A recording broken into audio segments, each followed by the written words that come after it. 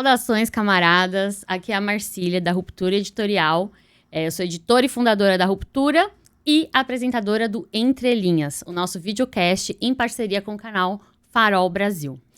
E hoje nós estamos aqui com uma convidada muitíssimo especial, que estou muito honrada, muito feliz de receber você, que é a Preta Rara. Poxa, Mana, muito obrigada. Estou muito feliz com esse convite de estar aqui, trocando ideias, conversando sobre várias áreas, vários caminhos e várias possibilidades também. Ai, demais. E a gente começa antes, né? A gente começa a conversar muito antes de começar o podcast. A gente já começa pensando num monte de coisa. Uhum. Então, eu já quero convidar todo mundo, antes de começar a nossa conversa, a curtir, compartilhar, mandar para os amigos. E também, que se não curte ainda, curte lá o perfil da Preta Rara, ouvi-la nas plataformas digitais. E é isso. E aí a gente começa. Sim, sim. Então, vamos começar do começo, né? Bora lá. Antes de chegar na Preta Rara, né? Uau. Eu vou dizer que você é rapper, né? Sim. Pra quem não a conhece. É historiadora, professora, escritora, ativista e uma figura pública que dá voz às experiências das trabalhadoras domésticas, né? Por conta da sua história. E também das mulheres negras do Brasil, de uma forma em geral. Mas, além de tudo isso, e junto com tudo isso, é uma multiartista, né? Que se expressa aí de várias formas. Então, gostaria de começar falando um pouco da sua origem, de onde você veio, onde você cresceu, como foi sua família, como foi sua infância. Entender essa trajetória até você chegar até onde você chegou nesse momento. Sim, uau. Bom, eu nasci em Santos, litoral de São Paulo, né? Minha família, a maioria das pessoas são de lá, são de Santos. Eu venho de uma família de 3 mulheres comigo, né? 3 meninas, eu, a Raquel, a Jaqueline e o Lucas, né? Que é o nosso caçula. E eu sempre costumo dizer que quem me criou, na realidade, não foi minha mãe e meu pai, foi a TV brasileira, mesmo tendo pai e mãe presente, né? Meu pai, carteiro, minha mãe foi empregada doméstica quase que a vida inteira. Então, o controle social da época que eles tinham era a igreja e a TV. Então, quando eu não estava na escola, eu estava em casa assistindo a televisão. E aí, essa questão da televisão era sempre procurar pessoas que fossem parecidas comigo, né? E aí eu não via essas pessoas. Eu via que elas eram parecidas na pele, mas sempre em lugares que eu não gostaria de estar. Você conseguia perceber isso quando você era criança? Percebia, porque eu via todo mundo se ferrando na TV, eu falava, gente, não é isso que eu quero viver. Então, assim, eu lembro que as novelas das 6, que geralmente eram as novelas de época, aí via as pessoas pretas naquela condição da escravidão. E aí, quando via as mulheres pretas, também era nessa questão do serviçal, né? Sempre servindo alguém. Nunca via as mulheres da forma que eu imaginava que eu gostaria de ser. Bem bonita, maquiada, de salto, a bolsa combinando com cinto, sabe? Não via isso na televisão. E aí isso me chamava a atenção, porque, por outro lado, dentro de casa eu via. Minha mãe, empregada doméstica, ela ia super bem arrumada. Minha avó, todo mundo sempre foi muito preocupada com essa questão da beleza, né? Que eu achava que quando aparece na TV, ninguém tá bonito, né? Exato, arrumado. Então, exato, e eu tinha esses questionamentos, assim. Eu falava, caracas, tipo, é uma outra realidade, né? Talvez não exista isso. Talvez seja só uma representação de fato. Então, a minha infância foi assim, vendo a televisão, tendo pouco acesso da minha mãe e do meu pai, porque eles trabalhavam demais para poder honrar ali, né, com a nossa existência. E aí, mas mesmo assim, o pouquíssimo de tempo que eles tinham era totalmente da atenção das filhas, assim. Então, legal, eu tive uma família que me incentivava muito, tanto a estudar, mas quanto as questões artísticas mesmo. Porque eu lembro que as brincadeiras de ser apresentadora surgiam em casa. Desde pequena, então, você teve esse ímpeto, teve esse veio artístico, assim. Sim, sim. Eu lembro que eu pegava as roupas da minha mãe, as roupas do meu pai, e aí fingia que tinha o meu programa de televisão.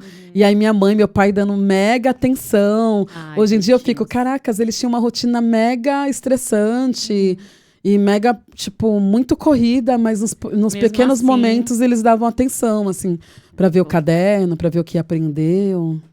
Ah, é muito dessa fofo. forma. E a gente sabe que faz toda a diferença, né?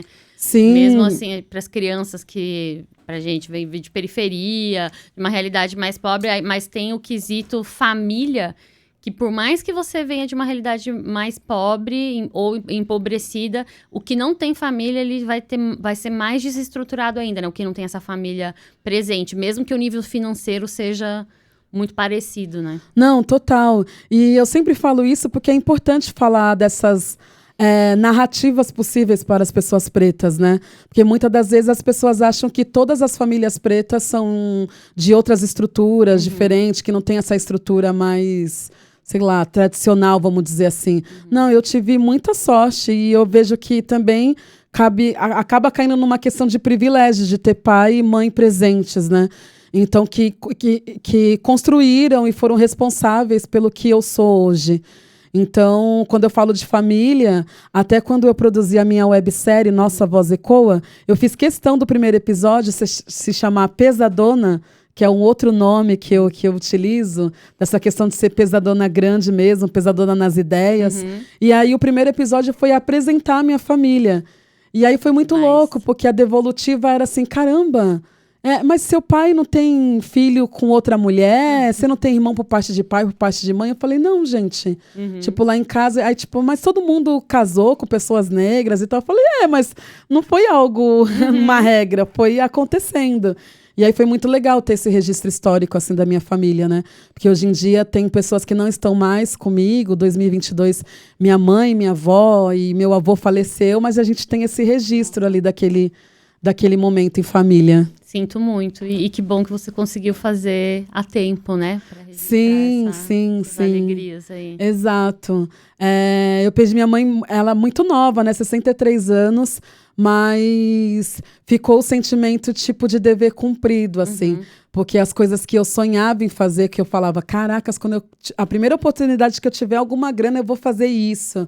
E aí eu consegui tirar meus pais do aluguel a tempo. Minha mãe ficou 4 meses na casa nova, mas ela viveu da forma que ela queria. Sim. O chão de porcelanato branco, que era o sonho dela. No aniversário dela, consegui levar ela pro spa. Que minha mãe gostava dessas coisas, porque ela via que as patroas dela tinham esse tipo de mimo e de luxo. Então, de poder ir num restaurante, minha mãe amava frutos do mar, então de poder levar ela num restaurante legal. Então, deu tempo de fazer isso. Aí eu sou muito grata, assim. Que lindo, que história bonita. E como que você... Bem, você já dizia que desde criança já tinha ali, né, querendo ser apresentadora, se destacando ali nessa parte, principalmente da comunicação. O que vocês ouviam? Como que veio o rap? E como foi a sua adolescência, assim? O que você ouvia nessa época? Como que te formou agora mais como artista mesmo? Sim. Olha, eu sou muito chata com relação a áudio, que eu acho que eu sou mais do rolê do áudio do que a imagem até. A imagem também é importante, mas o que chegou primeiro, de fato, além dessa questão da televisão, foi o áudio. E aí até hoje algumas amigas brincam, assim, né? Falam, você é mó chata com um negócio de música, de áudio. Tipo, gente, se eu tô num lugar e o som não tá bom, eu vou embora. Porque eu saio de casa pra ouvir boa música. E aí, tudo isso por conta de quê? Do seu Jairo Caetano Fernandes, meu pai, que tá lá, firme e forte em Santos. Meu pai colecionava discos, né? E aí eu lembro, desde pequenininha, ele ajeitando o som para trazer a melhor qualidade sonora possível. E aí tudo que eu sou, assim, eu escuto foi por conta do meu pai. Teve um episódio, eu já na adolescência, assim, que meu pai estava ouvindo Jorge Ben, e aí tocou a música Magnólia, e fazia anos que eu não ouvia, eu não lembrava que conhecia essa música. E aí eu comecei a chorar muito, muito, e não conseguia parar. E aí eu, tipo, nunca tinha me emocionado com música, assim. Eu falei, caramba, o que tá acontecendo? E aí comecei a chorar, e eu escutei essa música, não foi em casa, foi em algum lugar. E aí eu lembro que eu perguntei para alguém, aí, né, naquela época não tinha a facilidade que tem hoje de você procurar, né, gravar o áudio e já aparecer. Aí alguém me falou, eu cheguei pro meu pai e perguntei, aí meu pai começou a chorar também. Eu falei, gente, o que tá acontecendo? Aí meu pai me contou que essa música, ele colocava, quando minha mãe estava grávida, ele pegava o fone, colocava na barriga da minha mãe, e eu me revirava toda dentro da barriga. Olha que emoção. Tipo, quando ele queria que eu me mexesse para aquela onda de a madrinha, a avó, Ah, a criança não vai mexer, ele colocava. E aí eu falei, caracas, que louco. Eu tenho Ficou até ali do seu subconsciente gravado eu tenho até de a alguma Magnólia maneira. aqui tatuada, assim, no braço. Que incrível. Então, essa conexão com a música sempre existiu, assim. E aí a gente escutava Jorge Ben, Tim Maia, Jovelina. Tem a Jovelina Pérola Negra tatuada na coxa também. Olha só. Escutava muitas músicas. Meu pai é mega fã de Michael Jackson, de Elton John. Ele tinha a discografia toda do Elton John, do AC/DC. Então era uma mistureba, assim. Meu pai escutava do samba até rock, reggae. Só que no rap ele escutava muito, mas ele não gostava de mulheres cantando rap. Ah, é? Nossa, precisa contar mais disso. É isso, as limitações das suas épocas, né? Eu achei muito interessante, me identifiquei bastante, porque o meu pai também é sempre metalúrgico, veio de Pernambuco. Olha. E além de trazer todas essas referências nordestinas mesmo, né? Da música nordestina, ele também veio pra cá na década de 70, então ele curtia todo mundo daquela época, o rock da época, né, a MPB, depois pegou o Tropicália, pegou tudo. Então era também uma miscelânea, assim. Mas tinha os seus preconceitos também, né? Contra as músicas mais novas. Então, contra aquele axé, contra o rap, contra... E a gente cresceu em Perus, então o rap, inicialmente, eu cresci na década de 90. Caramba. Na periferia, em Perus. Então, o rap era a galera que passava com a capô do carro ligado e tocando. Tipo, aqui estou mais um dia. Aí meu pai falava, meu Deus, lavava o carro de sábado ouvindo rap. Então, eu cresci ouvindo rap, mas nesse contexto, assim, de estar imersa nesse universo que em todo lugar que ia, alguém estava ouvindo rap. Tocava no intervalo da escola. Mas não. E a minha formação musical foi pelo meu pai também. Então, eu comecei a gostar muito de música por conta disso. E aí, o rap, eu só fui entender a importância do rap, a dimensão do rap, depois que eu já tava mais velha e comecei a entender de política, né? Porque até então, ok, tá tocando, tá ali, mas eu não tinha aquela percepção ainda, porque eu acho que a gente demora um pouco, né? Sim. De que isso fazia parte de todo um movimento que tava denunciando aquelas violências, etc. Então, esse primeiro momento do rap, eu acho que pegou. Não sei como é que foi... Como vocês falaram que seu pai também não ouvia tanto, mas como é que entrava, assim? Você já gostava de rap? Não, então, meu pai ouvia muito rap gringo, né? Rap inglês. E aí eu sempre tive essa curiosidade de ser entendida, de compreender também o que eu tô ouvindo. Então eu lembro que eu gostava do ritmo, né? Sempre gostei, tipo, de uma música mais grave. Sempre gostei de um baixo, um solo de baixo, assim, bem baixão mesmo. E aí isso eu ouvia nas músicas que ele escutava. Só que rap nacional, eu lembro que meu pai não ouvia muito. E eu lembro que ele era só rap gringo, assim. E aí, essa questão dele não gostar de mulheres cantando rap, ele falava que as mulheres tinham a voz fina, que não combinava. Talvez por isso que eu tenho essa voz grossa. Entendi. E aí, depois na adolescência, assim, na juventude, né? Que eu fui ouvindo, aí que eu consegui acessar o rap nacional através das rádios comunitárias. Sério? As rádios comunitárias lá na minha quebrada teve um fundamento gigantesco, assim, sabe? Onde o Estado não entrava, as rádios comunitárias entravam, eram perseguidas, porque falavam que era rádio ilegal. Eu acho que o pessoal jovem nem sabe o que é rádio comunitária, né? E a rádio comunitária, na nossa época... Acho que a gente tem mais ou menos a mesma faixa de idade, elas hackeavam o sistema, porque tinha umas concessões para você conseguir botar uma rádio no ar. Sim. E aí você tinha meio que hackear a onda da rádio, né? Então elas eram algumas eram ilegais. Depois você até conseguia comprar, não lembro como é que mas era, não sei, na minha quebrada ninguém conseguiu. Conta pra gente. Então, na minha quebrada, né, lá de Santos, periferias, lá no Noroeste, a gente nunca conseguiu a concessão da rádio, porque era um trâmite bem complicado. Eu lembro que o dono da rádio falava que tinha que entrar em contato com algum deputado, alguém, enfim, não conseguia.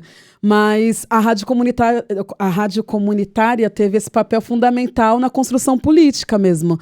Porque as rádios comuns, né, que todo mundo conseguia acessar, não tocava rap. Claro. Porque era música de marginal para eles, era música marginalizada. Sim. E aí, a partir do momento que eu tive acesso a essas rádios comunitárias, mudou tudo, assim, sabe? Várias coisas fez sentido. Quando eu escutei a primeira vez a música da Nega Giza, numa época que a MTV também não funcionava em casa, que era canal pago na época, né? Lá, só quem tinha TV a cabo que tinha acesso. Ter acesso à MTV. Então eu não tinha a imagem desses artistas, né? Então ficava tentando imaginar quem era, só ouvia. Aí eu lembro que quando eu fiz 13 anos, meu pai me deu um Ivan, que era toca CD e fita. Então eu colocava a fita lá para gravar as músicas, né? E aí depois transcrevia aqueles rap de 5, 6, 10 minutos. Então, a gente precisa contar isso pros jovens, eu acho, Brenda. Porque a galera não sabe o que é você gostar de um artista. Exato. E não tem a música dele pra baixar, pra ouvir na hora que você quiser. E o CD é caro. E é caro, exato. Não dá pra você ter acesso à letra da música, né? Então a gente gravava na fita cassete e ficava lá, play, pause, pra poder transcrever. A letra toda. As palavras que não entendia, você tinha que perguntar pros amigos. Sim. Ver alguém e falar, posso ver a caixinha do seu original pra eu, Exato. pra eu copiar essa letra aqui? Exato. Olha, tem uma música do Racionais MC que é muito engraçada. Até hoje eu não sei 2 frases da música. Olha porque só. Eu tava gravando, a fita acabou e aí eu tive que virar a fita pro lado B pra gravar. Então esse intervalinho, até hoje, eu canto, quando chega nessa parte eu dou risada. Eu falo, caracas. A Genzinha nunca vai viver essa emoção, nunca vai saber. Não. O que é esse. E a correria, né? Pra gravar. Porque você ficava. Então, gente, isso é importante de dizer. A gente ficava na rádio ligada, prestando atenção. Quando eles anunciavam, e agora a música do fulano de tal. Aí você tinha que correr pro rádio e colocar e ligar a sua fita, dar o play na fita, né? Exato. Na hora pra poder pegar a música inteira. Sim. E quando não tinha dinheiro pra comprar mais fita? Aí você tinha que ficar tipo, caracas, vou ter que apagar alguma música. E apagar era regravar em cima. Outra era. Escolher. Eu acho também muito magnífico essa época, assim, sabe? Porque era uma época no qual a gente se deliciava mesmo com as músicas. Porque não era essa indústria desenfreada de que eu vejo vários artistas que lançam um trabalho hoje, passa 3 dias, o povo já tá pedindo música nova. É uma tipo, loucura cara, isso, né? Você ouviu o disco todo? Você entendeu o que ele tava falando? Quando eu pego um disco, eu demoro, um tempão pra poder apreciar todas as músicas. Sabe quando eu comecei a ouvir streaming, o que eu demorei pra incorporar? Playlist. Eu tinha uma dificuldade de incorporar playlist, porque eu falava assim, mas como é que eu vou falar que eu conheço tal artista se eu só conheço 3 músicas? Sim. Porque até um bom tempo atrás, assim, pra eu conseguir falar, eu conheço, gosto de tal artista, eu gostava de ouvir o álbum inteiro, gostava de ouvir na ordem do álbum, o álbum na ordem, essa coisa de ficar tirando o álbum da ordem. Porque eu não sei, a gente cresceu na década de 90, você acaba aquela música, você já sabe qual é a próxima música que vai vir no álbum. Não é? Exato. Aí você fala, cadê a próxima música desse álbum, quando tá fora de ordem? Sim, aí já tá tocando outra música ou de outro artista. Mas eu acho que também é essa questão, né, da tacocracia, né, o Deus do tempo, tudo é corrido, então todo mundo quer as coisas pra ontem, saca? E aí acho que por isso que faz tanto tempo que eu não gravo outro disco, assim, porque eu tento acompanhar, mas aí depois eu fico nesse conflito. Nossa, será que eu tenho que acompanhar dessa forma ou não? Eu tava produzindo uma música lá em Salvador, né? Morei 3 anos em Salvador. E aí o Audácia, que é o meu único disco, esse ano ele 2015, fez, né? Esse ano ele fez 10 anos. Eu produzi ele sozinha, assim, né? Achei um produtor foda e tal, mas eu dava as diretrizes do que eu queria, fazendo barulho com a boca, tipo, eu quero isso, tchá, tchá, tchá, e ele conseguia decifrar. Por isso que demorou também para o álbum ser feito por conta da questão do machismo. Claro. Tinha várias coisas que eu falava que eu queria, os caras, mas não combina, não fica legal, e tipo, o disco tá maravilhoso, e saiu conforme eu queria. Mas na música nova que eu estava produzindo lá em Salvador, foi um processo bem diferente. Porque eu chamei um cara para tocar, para colocar umas bacurinhas, que eu descobri esse instrumento lá em Salvador, né? Com a galera do pagodão. Eu falei, quero colocar tal na música de forma orgânica. E aí o menino, ele grava com todo mundo, com o Pissirico, com o Léo Santana. O cara chegou novinho, já na adrenalina, ele falou, não, então, Preta Rara, se liga, ó. Eu criei isso daqui, ó, porque vai bater direitinho quando a galera coreografar pro TikTok. Aí eu, caralho. Chocada. Falei, gente, eu nunca pensei assim. O cara, tipo, a música não tá nem pronta, ele já tá pensando na galera que vai fazer a coreografia. Então, são outras épocas. É outro que eu tempo, acho massa, né? também, mas aí eu tô nessa de tentar entender, assim. Acho que a gente tem que... Não pode fazer a tiazinha que não entende nada, que de vez em quando eu fico, gente... Mas também... mas também não dá pra começar a compor as suas músicas já pensando só na coreografia. Imagina, também, né? tipo, e ele produzindo ali, ele já tava pensando nos pá. Que bom que tem os jovens, né? Pra dar esses Já toques oxigena pra já as coisas. gente. Mas bom. somos jovens ainda. Somos jovens, certo? É. Com certeza. Mas não Gen Z. É millennials, né? Millennials, É millennials? somos millennials. Ah. Eu nunca entendo Eu também não essas sei classificações. até Eu acho que da onde vai. Eu acho que de elas que idade são pra que idade. de um negócio de marketing, né? Basicamente, essas classificações aí. Deve não- ser. Que, inclusive, eu perdi um Dividindo, trabalho de publicidade porque a pessoa achou que eu tinha 25 anos. O etarismo tá aí, né? Gente, que doideira. Ai, meu Deus, mas não fala, senão vou perder meu trabalho. Aí, pelo fato da mina ser uma mãe solo e tal, aí eu nem estiquei esse chiclete, assim, nem mencionei na internet, não falei da marca. Aham. Mas perdi um trabalho por conta disso. E era um público que ela queria, que era um público do hip hop, até 25 anos. Eu falei, gente, mas isso interfere mesmo? Enfim. É isso, né? A galera é muito doida. Eu tenho uma prima que agora tá com 30 e poucos anos. Ela falou que só faz... ela consegue trampo de mãe. É porque ela é uma top model. Precisa explicar isso para as pessoas, né? Não é todo mundo que vira modelo que vira top model e vai ganhar dinheiro e ficar rico. Não precisa trabalhar nunca mais. Galera que é modelo e que é gente como a gente... É um artista normal, continua trabalhando o resto da vida. Mas agora, com 32 anos, ela só consegue fazer mommy, que eles chamam de mommy. Gente, com 32. Com 32, você vê o etarismo chegando. E aí, como que você começou a participar do rap? Me conte. Então, o rap chegou na minha vida mesmo quando eu estava trabalhando numa locadora de DVD. Gente, olha, eu tento fugir da nostalgia, mas tá ficando engraçado esse episódio. As duas tias. Deixa, ela vai explicar o que é DVD. Explica, vai fazer o quê? Gente, a gente também conseguia assistir filme só alugando lá num disquinho, assim, ó, e colocando no aparelho e aparecia lá. Tem o Google, quem quiser saber o que é DVD. Né? Mas foi uma chamada, assim, de um amigo meu, a gente tava conversando ali dentro da locadora, e ele falou assim, pô, meu, caramba... Pô, as minas só quer... Tinha esse termo, né? As minas só quer balançar a jaca, ou seja, só quer dançar. Pô, não tem nenhuma mina que canta rap em Santos. Em São Paulo até tem, mas aqui as minas só quer funk, falando. E na época eu era pesadona, assim, no funk. Eu não cantava, mas eu curtia, né? Era um outro tipo de funk também. Tinha essa questão do funk consciente e tal. Mas eu gostava também dos funk proibidão, mas os conscientes me levavam para um outro lugar, para um outro pensamento. E aí foi essa provocação dele que aí eu comecei, mesmo, né?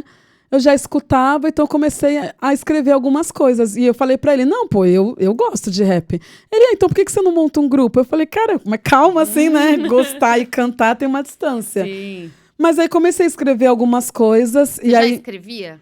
Já escrevia muita coisa, tipo poesia. Eu lembro uma vez que eu deixei um caderno assim no sofá e meu pai falou que aquilo era rap. A primeira pessoa que falou que aquilo era rap foi ele. E aí eu falei, rap? Como assim rap? Ele, você tá escrevendo umas coisas rimadas. E aí ele começou a ler, tipo, meio que cantando, assim. Aí eu, uau, eu faço rap, então... Hein? Mas profissionalmente mesmo foi em 2006. Mas foi bem rápido, porque essa conversa com o Neguito foi em 2005, essa provocação. Aí em 2006 eu achei a Jaque, que era uma mina que já escrevia algumas coisas, mas nunca tinha cantado. E aí fui chamando algumas amigas que eu fui conhecendo pelo caminho. E aí foi o meu primeiro trabalho chamado de Tarja Preta, um grupo de rap feminino. E aí eu sempre falo até com quem trabalha hoje comigo, né? Eu falo, gente, se eu tivesse esse grupo agora, seria o grupo das publis. Porque eram duas mulheres negras, uma indígena e uma mulher branca. Caramba! Numa época que a galera não pautava essas questões, assim. Mas foi muito legal. Aí, em 2013, acabou o grupo. Aí de 2013... Durou bastante, então. Durou bastante. Eu não, esse daí eu não tinha encontrado. Não encontrei. Sim, esse não tá nos streams. Não tá nos streams. Não. Olha só. Não, só... Mas é muito legal encontrar várias pessoas que falam, eu tenho disco desde a época do Tarja Preta. Olha só, que era o CD, né? Tempo. Era eu que gravava, assim, com o computador em casa e vendia os CDs. Como que era esse rolê de artista independente? Ganhava dinheiro vendendo seu próprio CD, né? Como sim, mundo no rap, assim. sim. Meu primeiro show em São Paulo foi de uma forma bem doida, assim, na época ainda do Orkut, né? Uhum. Eu acompanhava algumas pessoas que faziam alguns eventos aqui. Eu lembro que eu vi um evento, eu mandei uma mensagem para um cara, pro Sérgio, lá de Perus. Meu primeiro show em São Paulo foi em Perus. Ai, que demais. Na Praça do Samba? No Valença? Não, foi no... Caramba, era num centro cultural. Agora eu não lembro o nome. Não, o Quilombaque eu já cheguei a cantar também, mas agora, era o Quilombaque acho que é mais recente. Não, mas Quilombaque já tá mó tempão, que eu cantei. Cantei com Tarja Preta no Quilombaque. Então eles já estão com bastante tempo. Eu lembro que era do Sérgio. Quando eu saí de lá, eles foram fundados logo depois que eu saí, assim. Foi entendi. Muito próximo. Sim, aí mandando uma mensagem pra ele, assim, falando, olha, deixa eu cantar aí, eu pago minha passagem, eu pago minha alimentação. Tudo. E aí ele deixou, beleza. Porque tinha esse lance, né, de tipo, um artista conseguir cantar na Grande São Paulo, né? Uhum. Tipo, rap, se você conseguir cantar na Grande São Paulo, nossa, estourou. E aí, assim, eu fiz. Eu lembro que a gente só tinha o dinheiro da ida, não tinha o dinheiro da volta. Mas eu vim na confiança de que eu ia vender os CDs pra gente poder se alimentar. E aí, vendi todos os CDs, consegui voltar, conseguimos comer bem. E aí, foi dessa forma, assim. Caramba. Então, teve esse... Como que se diz... Uma questão a mais ainda, que era essa coisa de ficar se deslocando para São Paulo, né? Porque os grupos daqui passavam perrengue, mas os grupos de fora tinham que chegar até aqui para poder passar o perrengue. Exato. Né? Várias vezes dormindo no terminal lá do Jabaquara. Esperando. Eu e a Jaque morrendo de medo, né? Porque a estação sempre foi meio que aberta, assim, podia entrar qualquer pessoa. Saía correndo, assim, não, a gente vai conseguir pegar o último ônibus. Aí chegar lá e só ver o último ônibus indo embora, assim, aquele desespero. Vivi muito isso. Tipo, várias madrugadas frias, né? Acostumada com o clima de Santos, chegando aqui 12, 11 graus total. Na rua. E naquela época não tinha Uber, né? Não dava pra você pegar um Uber. Nada. E mesmo se tivesse, a gente não tinha grana. Pra Santos era esse outro rolê, né? Tipo, aqueles hotéis mais econômicos, assim, né? Em volta da rodoviária, a gente não tinha grana para pagar uma diária, assim, né? Para pagar um período lá para dormir. Não, eram outros momentos. É isso, é muita vontade de fazer arte, né? Sim. E mesmo hoje, sendo artista independente, também passa por vários perrengues ainda. Não é assim, né, que se resolveu, né? Exato. A pessoa começa a ser conhecida, mas ainda demora para você conseguir se estruturar financeiramente também. E aí é bom você ter falado sobre isso, porque já puxa uma outra pergunta que eu queria te fazer, né? Porque ouvindo o seu posicionamento, o seu disco, né, o seu álbum, as suas letras são pesadas, né? E o seu rap é um rap pesadão mesmo, como você disse. É óbvio que tem uma outra faixa ali que a gente ouve uma influência da brasilidade, né? Que eu acho que é uma tendência dos raps brasileiros, dos rappers, trazer um pouco dessa influência para dar a nossa cara, nossa autenticidade, mas, no geral, as músicas são mais pesadas mesmo. Você tem um posicionamento político muito firme. Você acha que isso pode influenciar na sua carreira? Assim, o que de retaliação você já percebeu nessa indústria musical por ter esse posicionamento militante nas suas letras, mais firme, assim? Você acha que isso te prejudicou de alguma maneira, do ponto de vista mainstream, assim? Total, né? Total. Quando você faz música que faz as pessoas pensarem e furar a bolha, né, de uma realidade ali que estava predisposta, e ela perceber, caracas, isso acontece comigo devido ao racismo estrutural, devido à falta de oportunidade, isso incomoda muitas pessoas. E aí essa questão da gente não conseguir furar a bolha, de estar nos principais festivais, de estar nos principais palcos, né, com os cachês igualitários, e de não conseguir acessar mesmo. E até o fato também de você conseguir produzir a sua música.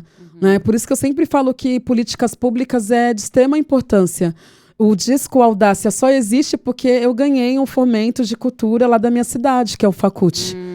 Entendeu? A websérie Nossa Voz Ecoa só existe porque eu ganhei o PROAC de cultura negra.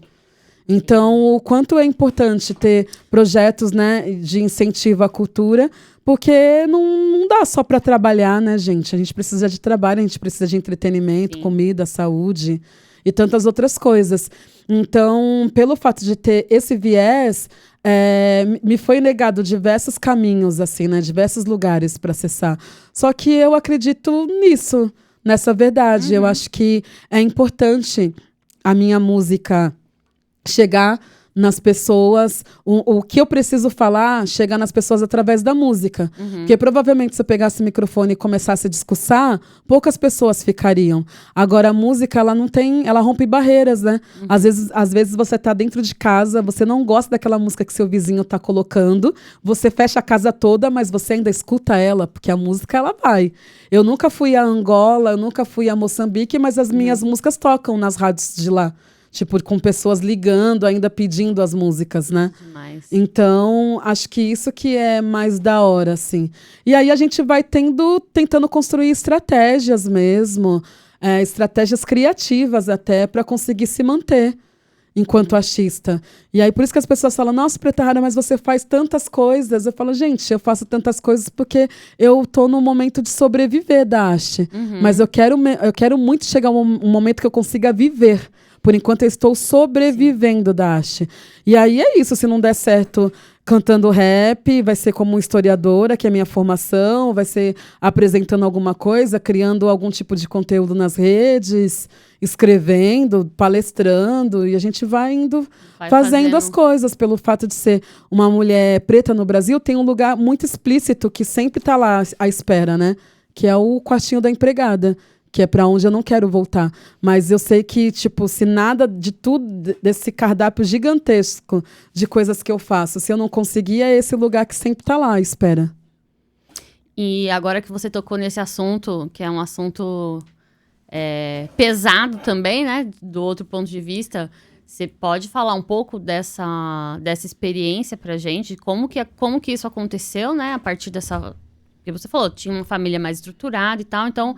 Você resolveu trabalhar e aí pegou o que apareceu? Ou você falou, não, vou trabalhar aqui com objetivo, porque, sei lá, tô cursando uma faculdade enquanto é um filho, enquanto tiver cursando. Não sei, qual foi o contexto? Sim, então, eu tinha, né, e tenho, né, tinha uma família estruturada de afeto, de conhecimento, de sagacidade, não financeira. Né? Então, era uma família que faltava muitas coisas. E aí eu lembro que quando eu saí do ensino médio, eu comecei a procurar emprego, entregava diversos currículos com foto e nunca era chamada. E a minha amiga que morava no mesmo bairro, tinha a mesma formação que a minha, era chamada. Minha amiga periférica branca. E eu falava, caracas, que estranho. Nem para as entrevistas? Não, nem para as entrevistas. A gente saía juntas para entregar. Então, o mesmo currículo que ela entregava nas lojas, eu também entregava. Aí passou um tempo, nessa época eu já estava cantando rap já. Eu fui chamada para fazer um show na Educafro, que é o cursinho pré-vestibular para negros e afrodescendentes e carentes.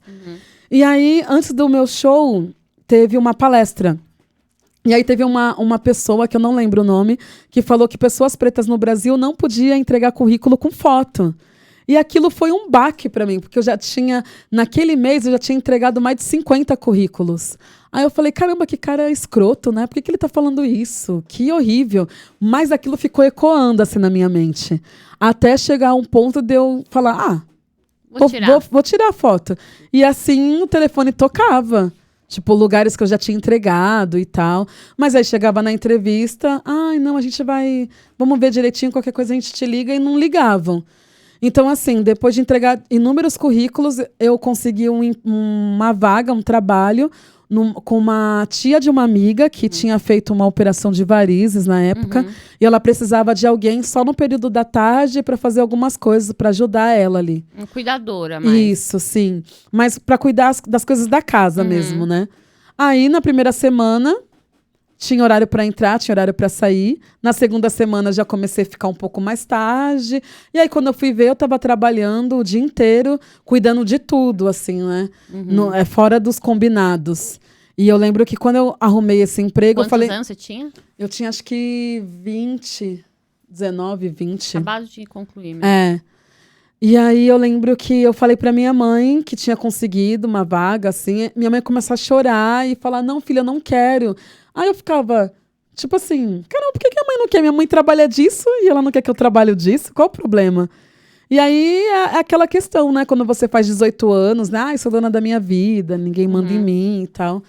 Aí eu falei, não, mãe, quero comprar minhas coisas. Aí eu lembro da minha mãe ter a agenda mega lotada, assim, ela só tinha domingo de folga. E aí ela falou pra mim, não, filha, eu pego mais uma casa pra limpar no domingo e esse dinheiro do domingo eu te passo. E eu via que minha mãe estava sempre cansada. Eu falei, não, jamais, não, eu quero trabalhar.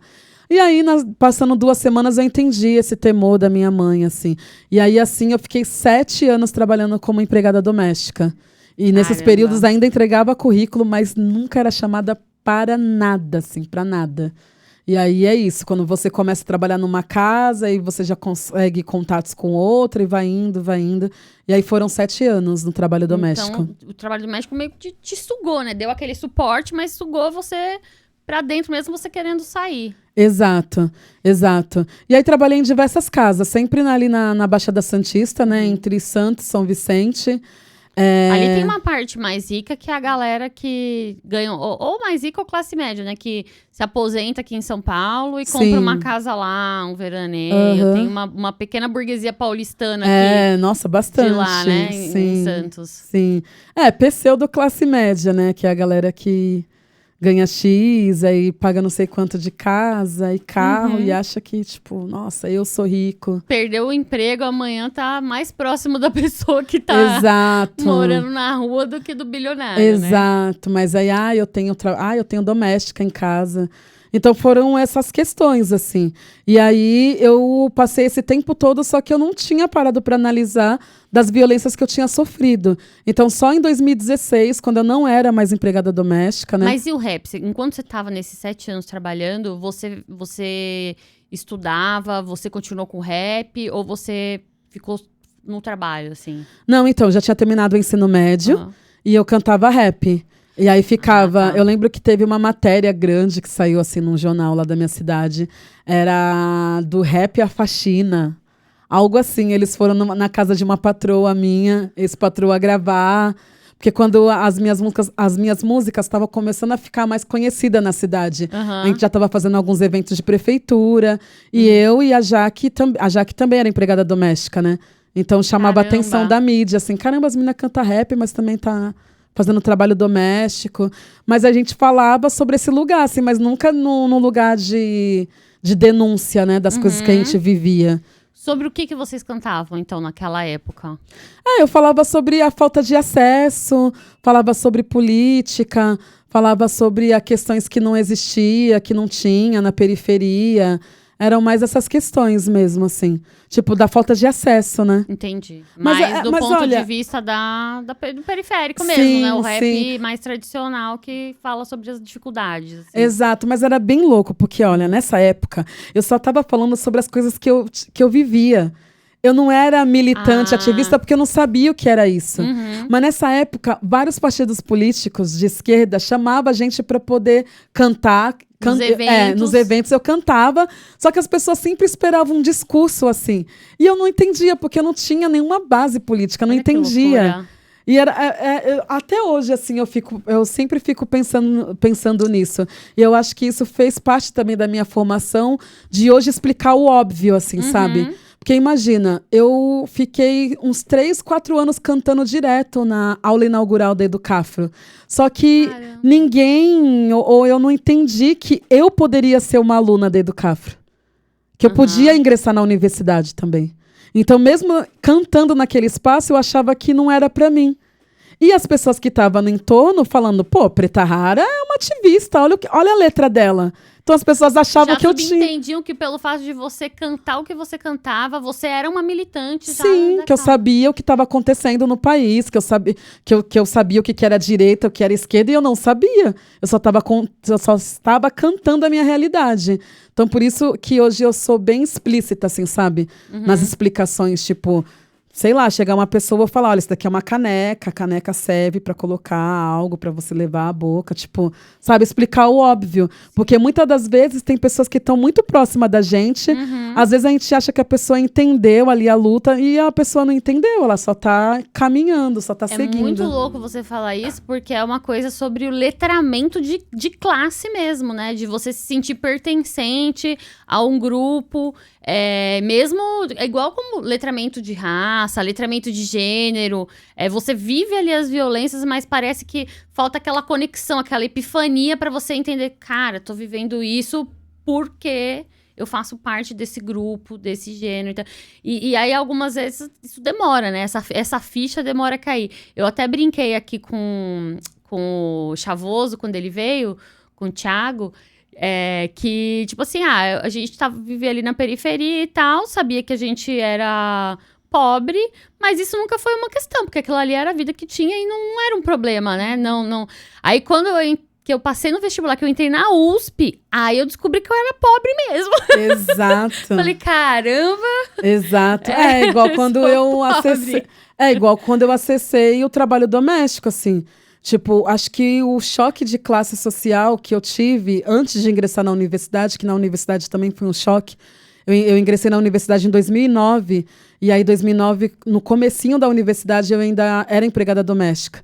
Mas um pouco antes, foi meu último emprego, né, como trabalhadora doméstica, que eu fui contratada para ser cozinheira.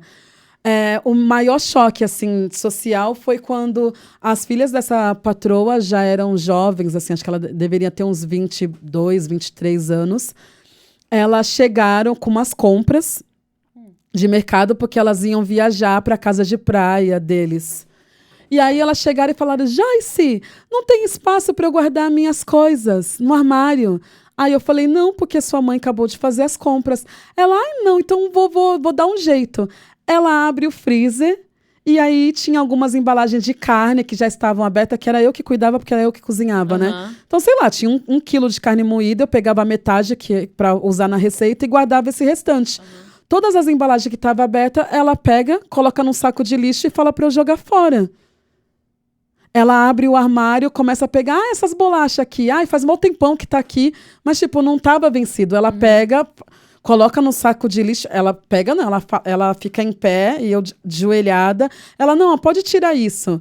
Tipo, eu lembro que tinha umas latinhas de caviar, assim, que ela falou que já tava há muito tempo lá. Eu amarro e ela fala, não, pode jogar fora. E eu fico segurando o choro, assim, tipo, caracas, eu nunca comi isso. Tipo, jogar fora. Aí eu lembro que, como era eu que descia o lixo, né? Eu coloquei num saco lá separado, desci o lixo e levei essas coisas para minha casa.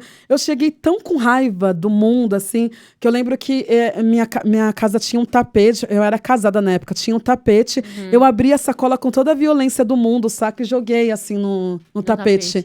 Falei, Ricardo, a gente vai comer lixo. Porque isso, para as filhas da minha patroa, isso é lixo. Ele, é o quê, mulher? O que você tá falando? Eu falei, é lixo. Ela falou para jogar fora. Peixe, carne. Porque não tinha espaço. Porque não tinha espaço, saca? E aí, foi nesse momento que eu comecei a entender essas outras pessoas, assim. E que existiam pessoas que tinham muita grana na minha cidade, que eu nunca imaginei. Eu sempre falava, pessoa muito rica, sei lá, Alphaville, que a gente escutava, Morumbi, assim, naquela época. Então, foi o primeiro choque de classe, assim. Tem uma coisa da epifania, né, mesmo. Não, um relato super forte esse que você contou pra gente, cara. Eu morava... Eu não cheguei a morar na favela de Palafita, os barracos fincados, né? Mas era um bairro mega periférico. E aí eu via várias amigas passando necessidade, assim, gigantesca da gente ficar se juntando para comprar uma cesta básica, para comprar uma carne. Na minha família mesmo, tipo... Carne era algo, nossa... Quantas vezes a gente dividia 2 ovos, aí você coloca um pouco de farinha de trigo para poder aumentar a receita ali com alguma coisa a mais, né? E essas pessoas assim, jogando comida fora por falta de espaço. É muito louco isso. Eu acho que quando a gente tem, né, são vários momentos da vida que a gente vai tendo esses insights diferentes que vão trazendo a gente para essa realidade. E aí eu acho que também o papel que a música faz sobre isso é de adiantar, talvez, esses processos, né? Então, acho que assim, você, antes de saber que era uma militante, você já militava através das suas letras, né? Que era um grito de sobrevivência, né? Era a ferramenta que eu tinha ali para falar, ei, eu existo, isso acontece, isso tá acontecendo hoje. É igual quando eu criei a hashtag, né? Eu empregada doméstica, em 2016, que eu falei sobre esse lugar, né, do trabalho doméstico. Nessa casa que as meninas jogaram a comida fora, que foi meu último trabalho. Jogaram a comida fora, mas eu fui mandada embora porque eu me alimentei da comida delas. Elas descobriram? A mãe, né? Na realidade, ela já tinha falado comigo que a comida que ela comprava era para ela, para o marido e para as filhas, não era para mim. Então, que eu pudesse levar a marmita, eu levei, né? Falei, pedi desculpa e comecei a levar a marmita para o serviço. E aí teve um dia que ela fez um almoço lá com umas amigas. Até hoje eu não sei porque essa amiga saiu da sala de jantar e foi parar na cozinha. Essa amiga viu eu comendo da forma tradicional que várias trabalhadoras domésticas comem. Apoiada com a cintura, assim, no tanque, né? E comendo no pote, assim. E aí essa mulher achou um absurdo, né? Ela viu a mesa posta lá, que eu que coloquei a mesa, eu que cozinhei. Aí ela assim, imagina, o que você tá comendo assim no pote? Pega um prato, mas de onde que tem essa comida? Aí eu falo, não, eu não posso, eu trouxe a comida de casa. Essa mulher achou um absurdo. E ela entra numa discussão gigantesca com a minha patroa. Tipo, ela começa a gritar com a minha patroa e tal. E aí rola uma discussão dela. Essa mulher pega a bolsa e vai embora. E aí no outro dia, minha patroa me mandou embora. Lógico. Porque ela falou que eu estava... acabando com a imagem expondo dela, ela, né? Que aquela amiga dela é uma amiga de infância, que provavelmente ela não ia ter mais elo, porque ela ficou muito chateada. Aí aí eu coloco esse relato nas redes sociais. Que bom pra e aí sua viraliza. amiga, né? Que ela descobriu que você é um escrota pra poder cortar a amizade. Então foi esse relato que foi o relato que viralizou. E aí depois, conta pra gente, você teve essa página que foi um sucesso, que foi a que virou livro, né? Que Exato. Você trouxe aqui pra gente, mostra. Sim. Eu, empregada doméstica, a senzala moderna é o quartinho da empregada. Bom, na época, eu só colocava coloquei o meu relato falando sempre no passado, né? Porque eu fui a última geração da minha família a ser trabalhadora doméstica. As mulheres mais novas não são domésticas. Então, o meu último trabalho foi em 2009. A página eu lancei em 2016. Então, eu sempre falava no passado, porque eu achava que as coisas já tinham avançado, né? E aí, quando eu colocava, as pessoas falavam, não, Preta Rara, calma aí. Hoje eu não pude andar no elevador social, porque o elevador de serviço estava quebrado. Eu tenho 73 anos, sou doméstica e tive que subir até o 8º andar de escada. Aí eu, não, gente, possível. Como assim? E aí comecei a questionar algumas coisas. E com essa página, eu comecei a pesquisar e entender uma grande lacuna assim, na história do Brasil, né? E quando a minha história veio à tona, veio primeiro na BBC de Londres. Primeiro foi as mídias internacionais. Aí passou 7 dias, assim, uma semana, a mídia brasileira falou, nossa, existe trabalhadoras domésticas dentro dessas condições. Quem é essa menina? Quem é essa mulher que está falando com um monte de mídia, está saindo na capa do The New York Times? E viralizou, você acha que por conta da página ou porque você já tinha uma visibilidade, já era rapper, ou você acha que foram coisas diferentes, assim? Eu acho que é porque eu já tinha uma visibilidade na internet, só que eu nunca tinha falado que já tinha sido empregada doméstica. Eu acho que foi uma junção, assim. Os meus textos na época, sempre questionando o governo, questionando política, questionando várias questões, já tinha uma certa visibilidade, mas não tão grande a partir da hashtag. E aí, quando eu junto isso, sem nenhuma programação, sem nenhuma estratégia, eu vou fazer isso para engajar, não. Foi assim, do nada, né? Tava de férias, comecei a lembrar as coisas boas e ruins. E aí, em menos de 24 horas, 40 mil pessoas, assim. Eu criei a página, já 40 mil pessoas já estavam seguindo, na época do Facebook. Eu chego até o livro porque eu pesquiso redes sociais, é algo que eu gosto. E as redes sociais no Brasil, elas têm mais ou menos um prazo de validade de 10 anos, né? Já tivemos Orkut, que aqui por trás das câmeras eu falei que eu era dona da página, da comunidade. Eu odeio banana. E aí, eu não tenho mais acesso, né? Porque deixou de ter. E aí eu fiquei pensando, caracas, velho, se o Facebook deixar de existir, eu vou perder parte dessa historiografia do Brasil. Porque as pessoas negam em dizer que não faz parte, mas faz parte da história do trabalho do Brasil. Pensa que o próprio Ministério do Trabalho não valorizava, não existia a categoria das domésticas, né?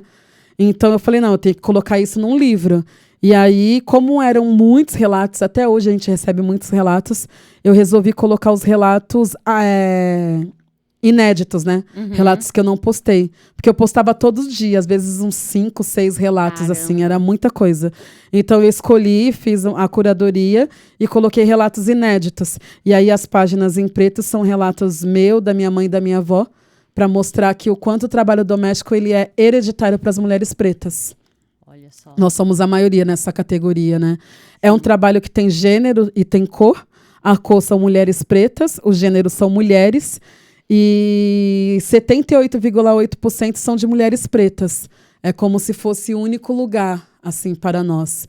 E o trabalho doméstico é um trabalho como qualquer outro, porém não é valorizado no Brasil. Não existe uma fiscalização necessária, até pelo fato de que é um trabalho que se dá dentro da rede privada, né? Então as pessoas não vão abrir a porta para qualquer pessoa fiscal para ir lá e ver se está tudo correto, se elas têm acesso à EPI, se têm acesso ao horário de trabalho. E é impressionante que a gente vê esses casos principalmente de escravidão contemporânea, Sim. né? Grande parte dela se dá dentro do âmbito do trabalho doméstico, né? Até hoje a gente vê a pessoa passou 30 anos, 40 anos e sob a jurisdição, digamos assim, né? Sobre a opressão de pessoas que não são pessoas desentendidas, né? Sim. Sabiam exatamente o que estava fazendo ali, que não estava pagando o direito, que estava... esse discurso de que é da família não cabe mais, né? Não. A pessoa não é da família, é um trabalhador que está ali prestando um serviço para você, tem que ser tratado como tal, né? Com direito, com respeito, com horário, e é isso, assim, acho que é isso que é um grande abismo, né? É o comodismo social, né? Porque onde dói no bolso, onde interfere na vida da pessoa, ela se acomoda. Falar que não sabia, por exemplo, esse caso que está rolando, que é o caso da Sônia, né? Onde o patrão, né, tem ali submetida a vida dela, ela está há mais de 40 anos, a família já queria resgatar, mas não consegue, várias questões, assim. E aí o patrão querendo adotar ela com a idade que ela tem para poder justificar a presença dela. Mas é isso, tipo, eu lembro que quando falavam que eu era tratada como se fosse da família, isso para mim anulava todos os meus direitos trabalhistas. Porque é uma relação também fantasiada de afeto, né? Então tinha várias questões que eu via errado, essa questão de horário para entrar, mas sem horário para sair. Só que eu não cobrava porque, ai, não, né? Tenho medo de perder o emprego. Ai, não, mas até que de vez em quando minha patroa me trata bem. Ai, final do ano ela me dá uma roupa. Tava manchada, tava com furinho aqui, mas ela me deu, né? Então tem essa relação do falso afeto também, que faz com que muitas pessoas não procuram seus direitos, né?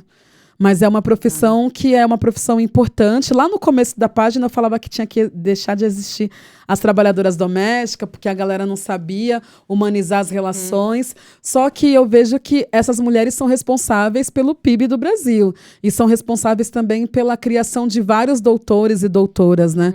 Quantas trabalhadoras domésticas se mantêm ainda em diversos trabalhos que são de extrema desigual, sem os direitos assegurados, mas porque elas estão ali bancando os estudos dos seus filhos na USP, nas federais da vida. Então, essas mulheres são importantes. E é uma profissão que a gente vê que, quando a trabalhadora fala que quer que o valor dela é X, a galera questiona, né? Tipo, eu não conheço ninguém que vai no dentista e fala, eu só vou pagar R$100 para fazer o canal. Mas por que que na trabalhadora doméstica fala, nossa, R$ 300, como assim? Ou questionando o valor que as babás aqui em São Paulo, eu não lembro da região. Em Higienópolis, recentemente rolou essa história de R$ 8.000. Todo mundo, nossa, R$ 8.000, gente. Tem gente que gasta isso num almoço, tá? Então, acho que as pessoas ficam muito sem ter noção do nível de riqueza que existe e de riqueza no sentido de desigualdade, né? Social, que existe dentro da riqueza brasileira, assim. Exato. É um absurdo, né? Uma coisa é você, ser rico, você ganha, sei lá, 30, 50 mil, mas tem rico também, que aí todo mundo acha que é igual, que ganha 300 mil, 1 milhão mensalmente, assim. Exato. É uma parcela pequena, mas é uma parcela pequena que ainda representa muita gente, né? Se você for ver 2% aí da população, é muita gente ainda que tem... E sempre querendo precarizar o serviço do outro, né? Sim. Tipo, sempre querendo inferiorizar. Nossa, R$ 8.000 pra uma babá. Cara, então não pague, não contrate. Toma conta do seu filho você sozinho. Sim. Como que vai ser sua vida, né? Nossa, R$ 300, mas meu apartamento é minúsculo, R$ 300 numa faxina. Então, para o tempo da sua vida para poder limpar. Não valoriza o trabalho só porque é um trabalho manual, né? Eu vejo muitas essas discussões nas redes sociais. Mas tudo isso, eu que sou advogada, eu que estudei, não ganho isso. Problema seu, troca de profissão. Então, vai lá ser doméstica para ver. Eu achei que com o momento da pandemia, essas coisas iam mudar. Porque algumas pessoas ainda se permitiram limpar a sua casa, né? Ver a dificuldade que é, o trampo que é, mas não. E aí vale sempre lembrar que a primeira vítima do Covid-19 foi de uma trabalhadora doméstica, né? Lá no Rio de Janeiro. E também na época da PEC das domésticas, o que a gente nem deve mencionar o nome aqui, o ex-lá presidente, foi o único que não assinou a PEC das domésticas. E aí eu sempre faço um convite para você jogar aí no Google e pesquisar o que foi, o que é a PEC das domésticas. Ainda não é 100% do que deveria ser, mas já foi um grande avanço para a categoria. Pelo reconhecimento como uma profissão. Exato. E aí uma pessoa vê que só coisas boas para a categoria e mesmo assim não assina, não concorda. Então, é deprimente, assim.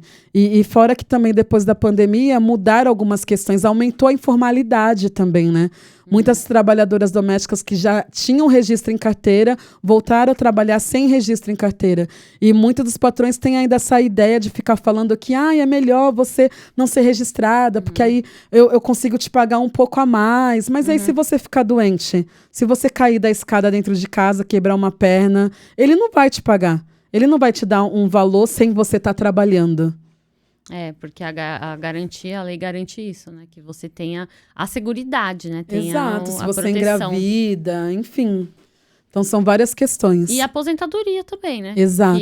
Que você, ainda mais o trabalho doméstico, que é um trabalho muito pesado, puxado, até quantos anos você vai conseguir ser produtivo dentro desse trabalho, né? Se você ficar a vida inteira nele, não tentar sair dele, né? Sim.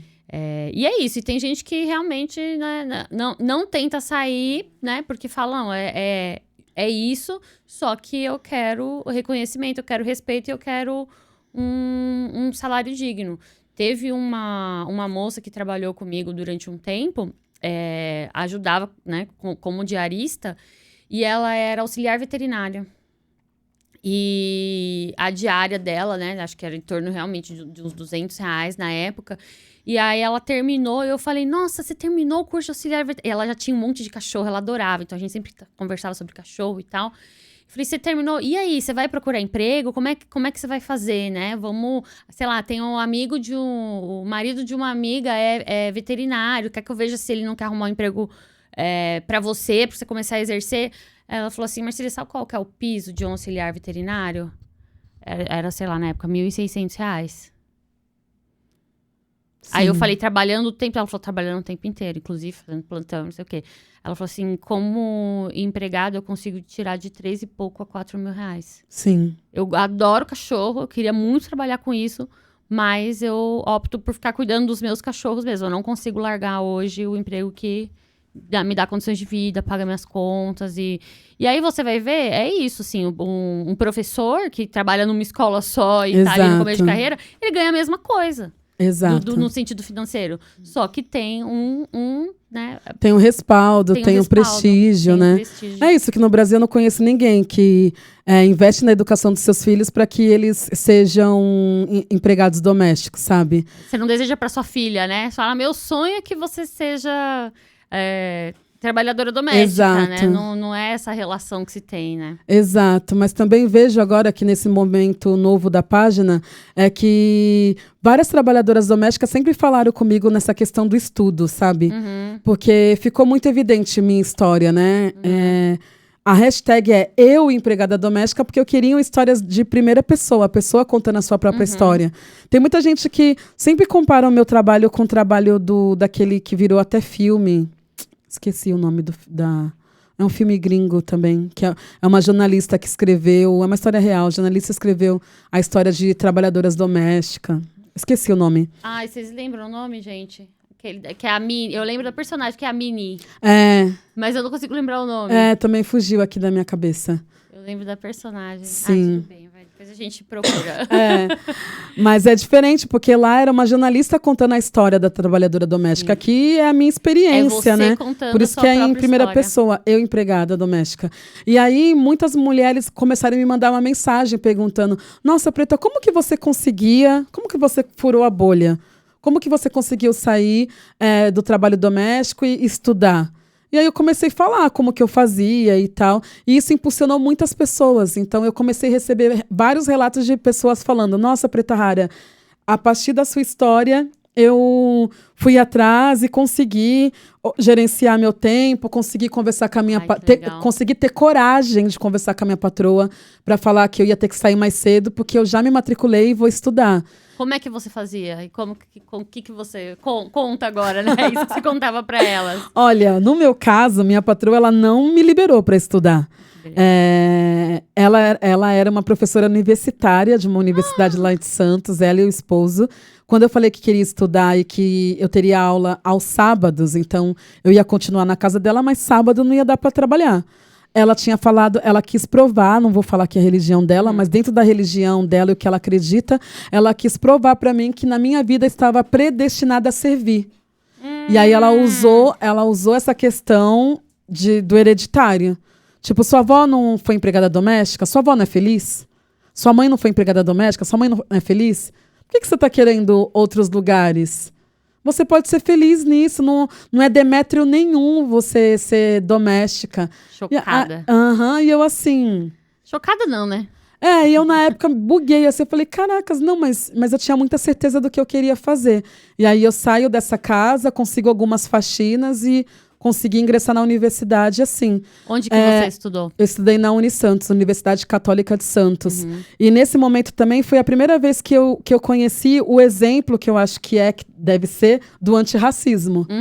Porque, tipo assim, as pessoas levantarem a pauta, a hashtag, eu sou antirracista. Firmeza. Mas o que você tem feito para poder garantir a vida das pessoas pretas? Eu tive uma pessoa na minha vida que foi antirracista de fato, na prática, porque dinheiro é poder.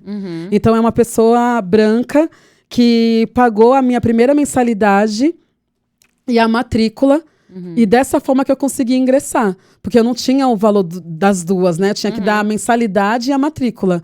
E ele viu ali que eu queria estudar e teve um ato antirracista, porque para mim antirracista é isso, né? Quando você tem o poder de você contratar pessoas negras, indígenas e tal.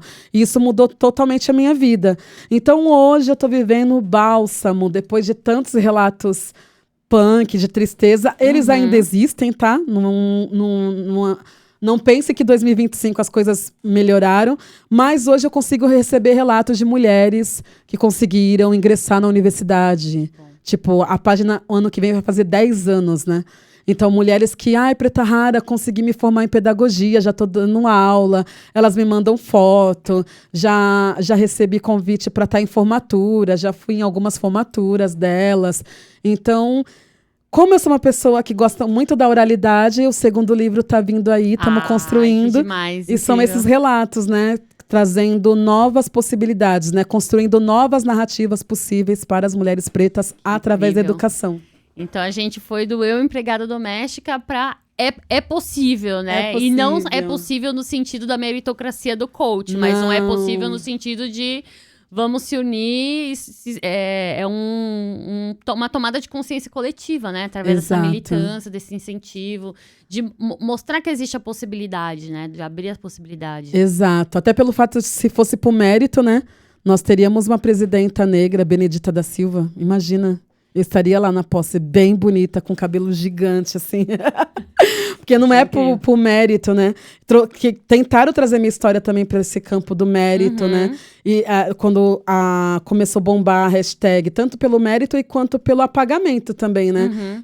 Falando que eu era a percussora de tudo isso. Apagando a Benedita da Silva, que o que eu tenho de idade ela tem de militância, a dona Cleusa, a dona, né, saudosa Luísa Batista, que era presidente da Federação Nacional das Trabalhadoras Domésticas, a própria Laudelina de Campos Melo. Então, eu só dei continuidade ao que as minhas ancestrais, o que outras mulheres pretas estavam fazendo, dessa vez através das redes sociais, para poder alarmar e realmente que a nossa voz pudesse ecoar para mais pessoas. Nossa, demais, que orgulho. Que bom que tá aqui com você nesse momento. É nóis. Mas a gente sabe que ainda tem muita luta pela frente, né? Então, Sim. Do ponto de vista político hoje, como que você enxerga o nosso país, né? Porque a gente teve ali esses momentos de concessões, né? De um governo mais populista que deu acesso, né, por conta das cotas, da política de cotas, algumas políticas que conseguiu equalizar um pouco mais esse jogo do acesso das pessoas negras no ensino superior, algumas coisas de cotas mesmo para serviço público, etc, etc, etc.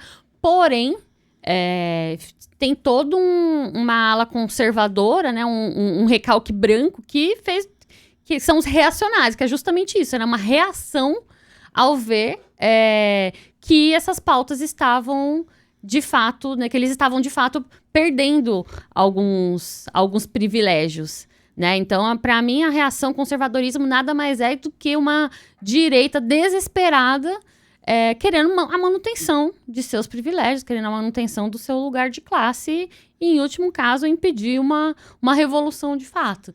Então, a gente tem esses aspectos positivos que eu acho que tem que trazer a gente para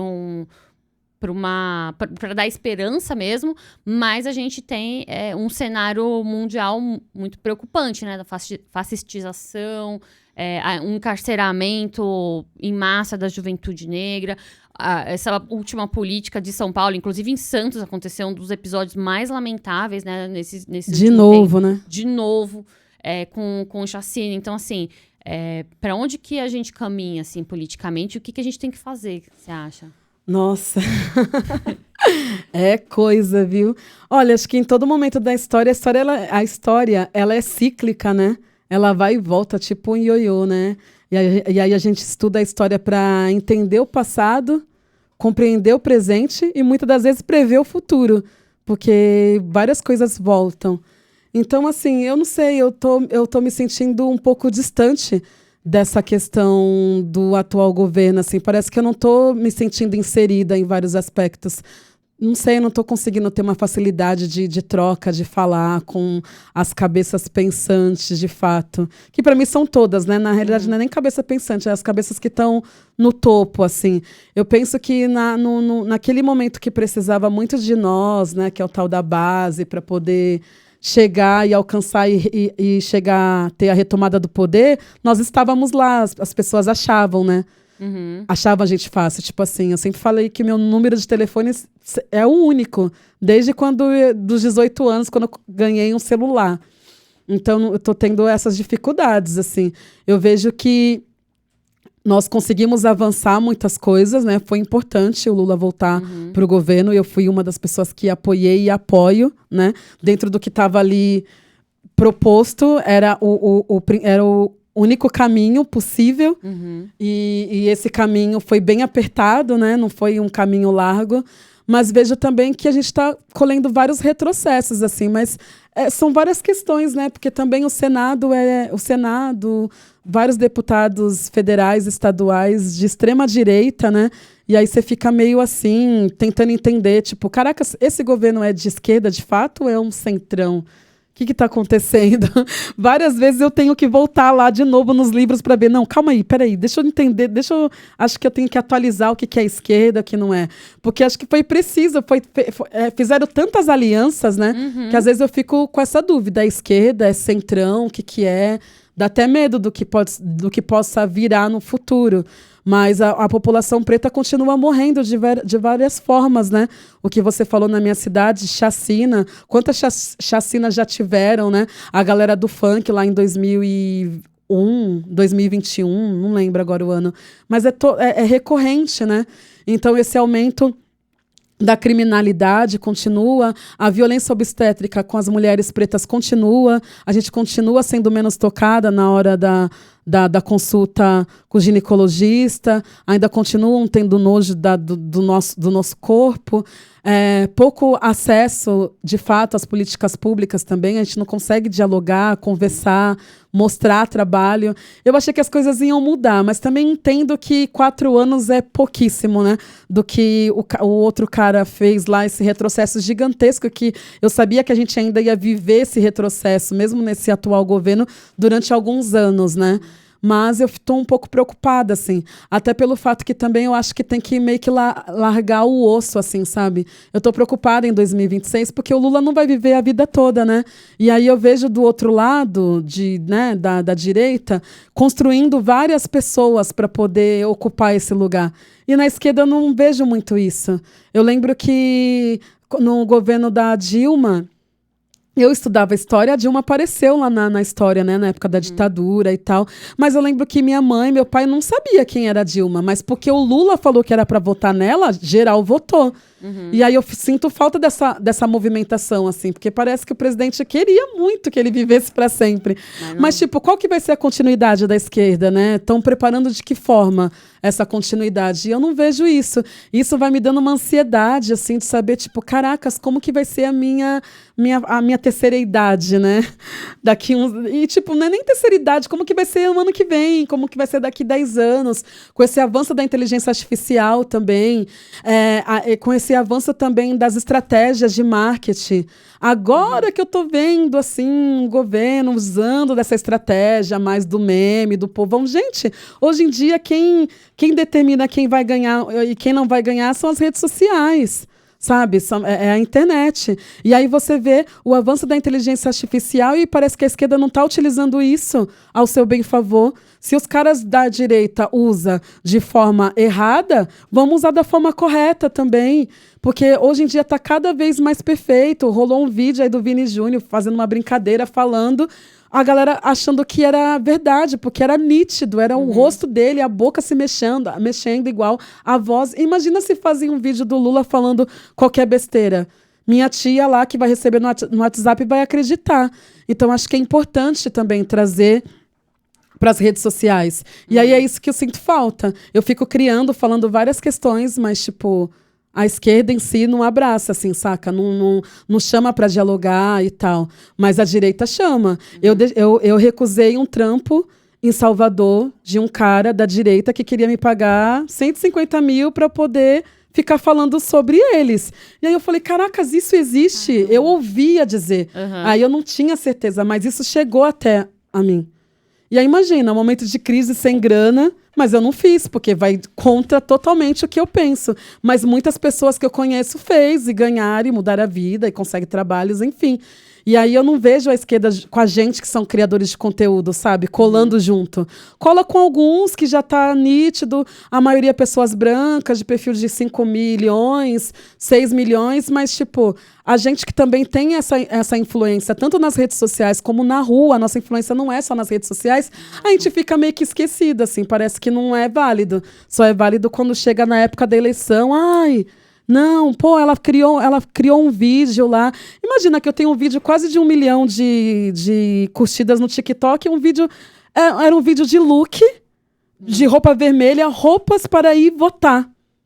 Aí vários conjuntos, várias roupas vermelhas, só que com uma baita legenda, assim, com texto explicando. E muita gente falou, nossa, Preta, que legal. Pô, depois desse vídeo eu procurei. Gente, era um vídeo de look. A direita usa muito dessa forma para dialogar com as pessoas. E aí eu tenho esperança ainda de que a esquerda acorde nesse sentido, assim, porque... Se não estiver atento e afiado com as novas propostas das redes sociais, da inteligência artificial, vai ser muito difícil essa guerra. Ainda mais que os caras injetam grana pra caramba, né?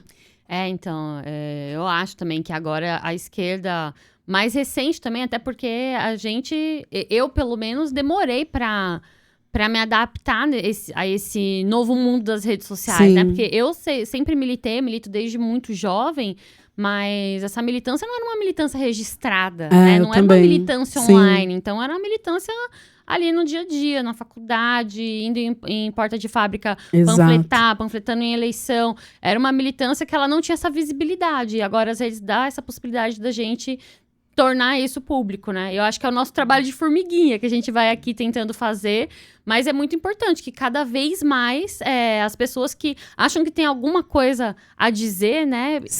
A gente precisa ocupar todos os espaços. É isso que é uma coisa que a gente sempre chega na conclusão aqui, quase em todos os episódios, a gente precisa ter gente de esquerda, com pensamento contra-hegemônico, com pensamento esquerda radical, antirracista, antifascista, em todos os lugares, né? Não é só dentro da música, dentro do rap, e como criador de conteúdo e como professor, mas também alcançando, né, esses outros lugares. No esporte, por exemplo, né, carece, a gente tem pouquíssimos exemplares de pessoas aí com uma consciência social de fato, né? E aí, quando essas pessoas aparecem, a gente vê o poder que elas têm, né? Como elas conseguem furar bolhas que, às vezes, a gente aqui falando para nossa bolha de convertidos, às vezes não consegue chegar. Então, por exemplo, a música tem esse poder, né? De alcançar uma outra bolha que, às vezes, a pessoa não é nem de esquerda, não entendeu ainda o que tá acontecendo, mas ela como a gente disse aqui no começo. Mas aquela música pode chegar nela e dar uma epifania, né? Exato. E acho que é isso, independente também de com apoio ou não apoio, né, dos políticos, dos partidos, do movimento de esquerda, acho que é importante também você falar e deixar registrado, sabe, fazer sua parte também. Mas eu sempre chamo atenção nessa questão de, tipo, cara, já é pra ontem, assim. Essa guerra midiática, ela já começou, né? Sim. Então é importante entender todos os passos para poder tá junto, assim, sabe? Guerreando pra gente não perder o poder, que foi tão difícil conseguir conquistar, né? Pra dar continuidade aos projetos sociais que são importantes, né? Salva vida, transforma vidas, as pessoas tendo acesso à moradia de qualidade, saúde, educação, segurança. Então, acho que é importante falar. Mas eu também, hoje em dia, eu entendo da galera que não quer se posicionar também, porque porque quando a gente se posiciona, a gente perde muitas coisas, né? Muito de, tipo, coisas que eu falo é dinheiro, né, gente? Dinheiro é poder, a gente precisa de dinheiro até pra morrer. Tipo, se você morre e sua família não tem direito, não tem dinheiro pra fazer um caixão, fazer um enterro, é mó BO pra você conseguir, é todo um processo. E aí tem muitas pessoas que não se posicionam por conta disso, assim. Eu conheço muitas pessoas que são de esquerda que a galera nem imagina, tipo, não, essa pessoa, eu falei, gente, nos bastidores troquei maior ideia, a pessoa tem maior visão, e a pessoa fala, não acredito, mas não se posiciona porque a partir do momento que se posicionar, não vai tocar mais nas prefeituras que toca, nessas pequenas prefeituras aí, que a galera ganha o quê? 1 milhão, tipo, a cidade minúscula e tem vários combinado com produtor e tal. Não vai estar fazendo as publicidades das marcas de cerveja, das marcas de roupa. Então, é uma opção da pessoa, né? Uma escolha. E quando que você percebeu que você era, além de, né, tá ali naqueles ambientes, no Educafro, dentro dos movimentos e tal, quando que você percebeu que você era lida como um radical, como você é de esquerda e radical, assim? Acho que quando eu comecei a ter hater. Boa. É uma ótima medida, quando né? eu comecei a sofrer umas perseguições, assim, Aí eu comecei a ficar um pouco assustada. Eu lembro uma vez que eu resolvi tomar um café da manhã numa padaria lá perto de casa, bem próximo assim. Aí eu tô sentada sozinha, comendo meu pão, tomando meu suco. Aí senta um policial e ele tava com uma chave. Uma chave tipo de carro, um chaveiro. Aí ele começa a bater o chaveiro girando assim. Aí ele chega pra mim, eu tô aqui, eu só vi o vulto. Aí eu vi que era um policial. Nesses banquinhos. Aí ele polícia racista, raça do diabo, estão nas ruas correndo para todos os lados, com sangue no olho em desespero. Pega o menor e acha que é suspeito. Tipo, ele recitou minha letra toda. E aí, na hora, eu fiquei tipo, caracas, o que eu faço? Eu viro, não viro? Aí ele, cuidado, viu, mocinha? Fica cantando aí as coisas que você não sabe. A polícia tá aqui para proteger, mas para fazer o contrário também. E aí eu fiquei muito assustada, assim. Acho que foi um período que E eu sempre andei sozinha, em várias quebradas, em vários lugares, assim. E aí, quando minha música começou a ficar mais conhecida, eu falava muito, né? De violência policial. Eu participava, eu colava sempre com a Débora, da Mães de Maio, né? Então a gente fazia várias passeatas, sempre cantava, sempre peitava. A polícia estava ali, estava falando, olhando na cara deles, assim. E aí eu comecei a perceber que, tipo, caracas, eu não tenho peito de aço e eu tenho que falar enquanto movimento, pelo menos para eu conseguir me sentir protegida. Não falar enquanto preta rara, né? Tipo, eu já estava muito visada, assim. E aí eu comecei a ficar assustada, assim. Isso é perigosinho, você recebeu uma ameaça. Uma ameaça. Frente a frente, sim, mesmo. Ele falou pra eu ficar ligada, pra ficar... ele falou pra eu ficar ligada. E aí eu continuei o discurso, mas fui desinflamando, assim, um pouco. Foi 2 períodos, assim, quer dizer, uns 3 períodos aqui, rápido, contando. Foi esse. Claro. Um outro foi que eu divulguei uma marca que eu não sabia que a marca era do Neymar, uma marca de roupa. Eu tenho muito de ver a imagem e escrever um texto a partir daquela imagem, né? E aí era uma imagem de uma publicidade, era uma menina loira, com a camisa escrito "Falador passa mal", a frase do Originais do Samba, né? E um menino negro. Quer dizer, o menino com a camisa e a menina com a camisa também mais virada. Só que a menina tava com a mão assim, ó, fingindo como se fosse uma arma na cabeça do cara preto. Aí eu falei, gente, é uma publicidade do genocídio da juventude preta. Naquela época, era isso. A cada 10 minutos, um jovem negro era assassinado. Aí eu peguei e escrevi um texto sobre isso, mas eu não sabia que aquela marca de roupa era a marca do Neymar. Nossa, aquilo virou um boom, assim. Tipo, dos fãs do Neymar, falando que ia me matar. Descobriram o telefone do meu pai, da minha mãe. Aí ligaram, ameaçando, meus pais morrendo de medo. Aí teve esse período. O outro período foi também numa foto da Donata Meirelles, que era diretora da Vogue, da revista Vogue. Ela faz o aniversário na Bahia. E aí tiram uma foto dela sentada numa cadeira de Yalorixá, né? E com 2 mulheres negras vestidas de roupa como se fosse escravizada, né? De mucama. E elas abanando a mulher ali. Aí eu escrevi algo sobre isso. E aí deu um reboliço gigantesco, assim. Tipo, a Donata foi mandada embora da Vogue. Que foi estranho, porque aí depois eu descobri que ela tinha meio que uma sociedade, sei lá. Como que detém os direitos daqui. Mas ela saiu de cena e eu arrumei um problemão, porque ali eram umas mulheres pretas em Salvador que trabalhavam de baiana de acarajé. Então elas faziam cerimonial, já era uma prática de Salvador. E aí as pessoas, com medo do cancelamento, vários artistas cancelaram a agenda delas toda do ano, assim. Tipo assim, aquelas mulheres arrimo de família. E aí elas vieram pra cima de mim com toda certeza, maluca, né? Tirar. Tipo, pô, você é uma mulher preta, você é sudestina, detesta esse povo de São Paulo, quer se meter aqui, não sabe o que é, não sabe como funciona, mas eu não imaginava, eu só fiz uma análise da imagem na internet. Sim. Mas aquilo viralizou, assim. E aí, mas o bom que eu tenho meus corre também, né? Então falei com a deputada Olívia Santana, e a gente conseguiu se reunir, reunir também com a diretora, esqueci o nome dela, a diretora da organização das Baianas de Acarajé, e aí virou profissão, regularizaram. Olha que incrível. E aí elas conseguiram ter outros trabalhos lá e estão trabalhando até hoje. Mas quase, então, hein?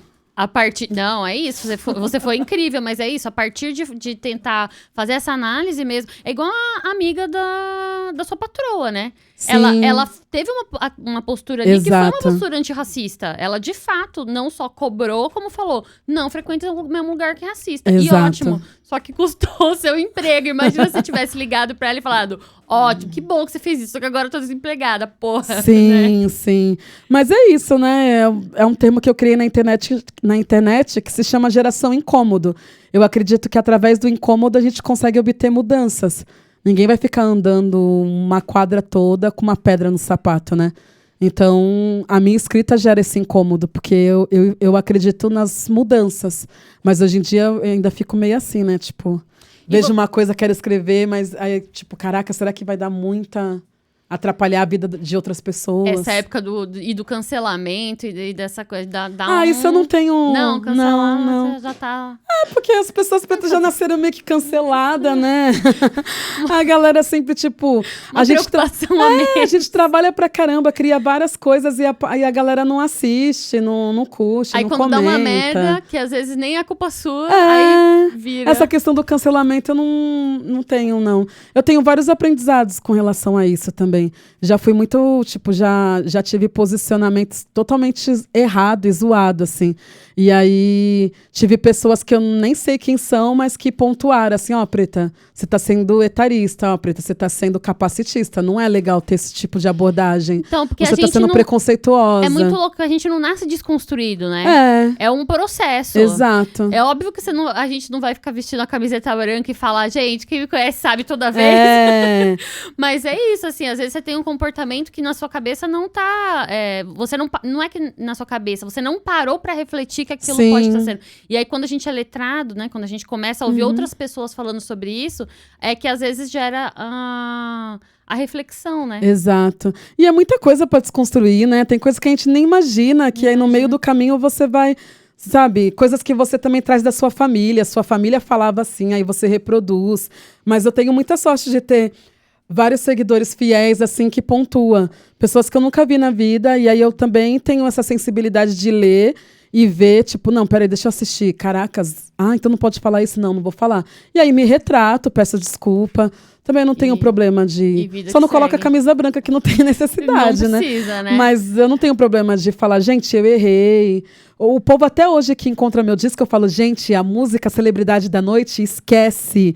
Aquilo ali só serve para um registro histórico de falar, uau, como a Preta Rara mudou. Era uma música mega machista. Eu falava da mina que ia pro baile de moto e voltava para casa de carro. Tipo, quantas vezes eu já não fiz isso, entendeu? E com um boy, depois não ficar mais com o boy, pegar outro e voltar com o outro, entendeu? Porque as mulheres são livres. Então, tem essa evolução, assim. Então, não tem problema de errar. É legal você falar isso também, né? Porque acho que na entrevista que eu fiz com o Inti, a gente tava conversando, né? Que ele, como um rapper trans, não tinha na cena do rap nenhuma pessoa trans. Então, as pessoas não estavam despreocupadas com o pronome né? Como que você vai chamar aquela pessoa. Sim. Aí, a partir do momento que esse corpo ocupa esse lugar, aí você coloca essa preocupação na cabeça das pessoas, que até então não era uma questão. E aí a gente lembrou também do Criolo, né? Que canta algumas músicas de maneira diferente. Acho que o próprio Mano Brown canta algumas músicas agora. Porque fala, naquela época, essa música era machista, essa música era homofóbica. Mas eu não tinha o letramento pra ter essa percepção. E agora acho que não vale mais a pena ficar insistindo nisso. A gente muda um trecho da letra, a música continua ali, tá tudo certo, né? É claro que tem letras que não precisam mudar, né? Como que aconteceu recentemente. As pessoas têm uma viagem também, mas... Qual foi aquela letra que... me conta agora. Ai, gente, não sei. Tô perdida nessa história. Fica no ar. Fica no ar? Então tá bom. Depois você me conta nos bastidores, por Não, favor. porque às vezes acho que as pessoas ficam muito, né, procurando também, tipo, o famoso pelo em ovo. Pelo em ovo, Tem entendi. coisas que não tem necessidade, mas agora eu estudei estratégia. Então eu entendo que algumas pessoas também utilizam isso como estratégia de marketing para voltar a falar sobre. Entendi. Às vezes resgatar até música que já foi sucesso pra caramba, mas vamos dar uma cerejinha ali? Porque eu fui lá ver, os números aumentaram. Então, entendi. Às vezes é uma estratégia da pessoa. Entendi, tá. Mas que zoou o rolê todo, né? Porque se a gente tá falando tanto de atualização de letras, aí a pessoa atualiza algo que não precisa, a galera fica, ai meu, tá vendo? Mimimi. Então... Entendi. Zoou um pouquinho o trabalho dos outros coleguinhas que estão no caminho certo, assim, que real. era necessário mudar a letra. do Mano Brown. Qual outro que você falou? Do Era Criolo. do Criolo, que ele fala os travecos. Eu acho que aí ele tira essa palavra Isso, e esses modifica. eram necessários. Porque Agora tem entende que era outros que não. pejorativo e tal. Sim. E tem outros que é isso, né? Mas com erros e acertos, acho que a galera foi também entendendo. Estamos avançando. Sou do bonde da esperança. Né? E sobre a militância, você chegou a fazer parte organizadamente de algum partido, algum movimento social, de uma militância mais constante, ou você sempre esteve transitando, né, dentro dos movimentos sociais? Sim, acho que sempre transitei. Eu tive uma base política de letramento, de ir lá para as aulas sempre, com o PSOL, uma galera muito massa lá de Santos, que foi bem legal, assim, esse momento. E sempre transitei juntamente com as mulheres pretas, lá na Casa de Cultura da Mulher Preta, com o movimento do hip hop também, né? O hip hop sempre foi um movimento político, né? Acho que a primeira tentativa de eu entender o que era política foi através do movimento hip hop. E aí o movimento de mulheres também. Sempre fui transitando, mas sempre fui levada pela questão cultural, pela questão da música. Eu nunca cheguei lá antes de cantar música, né? Então eu cantava rap, as pessoas me chamavam. E aí era muito engraçado que a galera me chamava pra falar. Eu falava, gente, mas eu vou falar o quê? E aí falava da música, falava do meu dia a dia. E o povo, uau, magnífica. Eu falava, cara, que onda dessa galera. Não, mas assim... Nem imaginava. Você fala muito bem, você canta muito bem. Acho que você é uma figura que tem uma expressão, né? E um alcance muito bom. Você já pensou, já se viu como política? Como se pensou em se candidatar? Pensou em virar representante dessas mulheres que você já representa por meio da arte? Cara, mó responsa, né? Já recebi vários convites. Quase que toda época de eleição eu recebo convite diferente. Mas nunca tive vontade. Sempre quis ser político independente de alguma legenda, assim, sabe? Porque eu acho que todos nós somos seres políticos, né? E a gente consegue fazer política de diversas formas. Eu chegar aqui hoje para trocar essa ideia com você, com esse cabelo gigante, com essa blusa colorida, também é política, porque meu corpo é político. Essa questão de gerar o incômodo das pessoas verem, nossa, mas por que um cabelo grande, tal? É essência, é ancestralidade. Então, eu nunca pensei de fato, assim. Mas eu sempre gosto de estar apoiando algumas pessoas que eu acredito, que eu leio a proposta política, que é muito parecida com o que eu penso. E antes da proposta política investigar, saber mais ou menos a índole da vida das pessoas, assim. Mas eu, enquanto uma pessoa, assim, não. Não vou falar que eu nunca pensei, já pensei. Eu falava assim, porque eu me inspiro muito também na vida da dona Alessi Brandão, né? Tipo, fez uma carreira mó bonita na música, ainda tá ativa. E aí depois deu continuidade nesse trabalho mais ativo politicamente, né? Então, em alguns momentos já pensei assim, não, quando eu ficar mais velha, assim, eu posso seguir o exemplo da Alessi. Mas no momento, não. Eu acho que foi legal você citar ela, porque o artista, né, é muito importante para representar, suscitar várias discussões e levar a política dessas outras maneiras para a vida da pessoa, né? Sim. Mostrando que todo mundo pode fazer política, todo mundo tem que se preocupar com isso, porque se você deixa de lado, alguém tá pensando por você. Mas eu sinto que alguns artistas que são comprometidos, né, sentem que a arte ela tem um limite. E aí, talvez, tente entrar, assim, no plano... Onde que eu posso fazer mais? Exato. Né? E aí bate nessa porta de chegar aí da política, assim. Que aí é um lugar que você vai institucionalmente conseguir ter uma visibilidade e um apoio, né? De fato, conseguir apoiar aquelas causas que você acredita. E ativo, de fato, né? Fazer algo mais ativo ali, você poder concreto. Escrever um projeto de lei, votar para votar, ter a carteirinha ali nessa política institucional. Sim. Então, às vezes bate essas aspirações, assim, de tipo, caraca, se eu conseguisse, se eu entrasse, eu faria isso. Mas eu não sei, são várias questões também, né? Que às vezes você é desacreditada pelo seu próprio partido, né? Eu tenho uma amiga próxima que era desacreditada do próprio partido. O partido não investiu na pré-campanha dela, né? Porque achava que ela não ia ganhar. E quando ela ganha, com o número de votos, aí os caras ficam, meu Deus, e agora? sabe? E outras pessoas brancas, eles liberavam grana para poder fazer a política em si, a campanha e tal.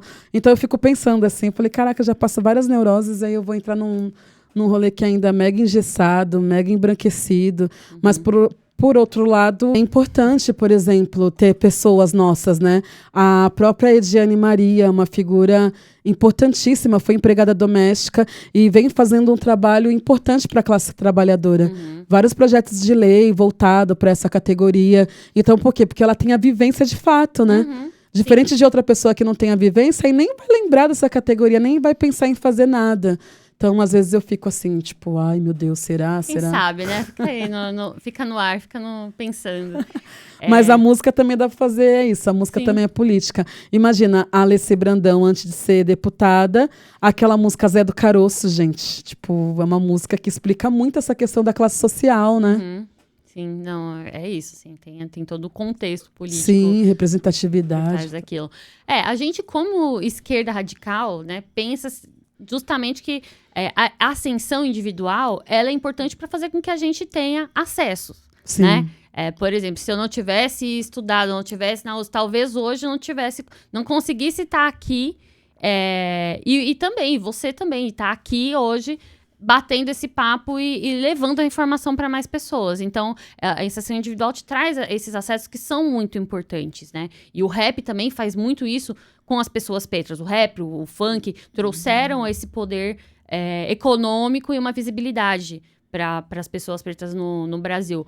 Porém, a gente é a favor da ascensão coletiva, né? O que a gente quer é a ascensão coletiva. Enquanto ajuda, mas a gente não está satisfeito enquanto tiver favela, né? Tipo, a favela venceu. Se a favela tivesse vencido, talvez não existisse mais favela. Exato.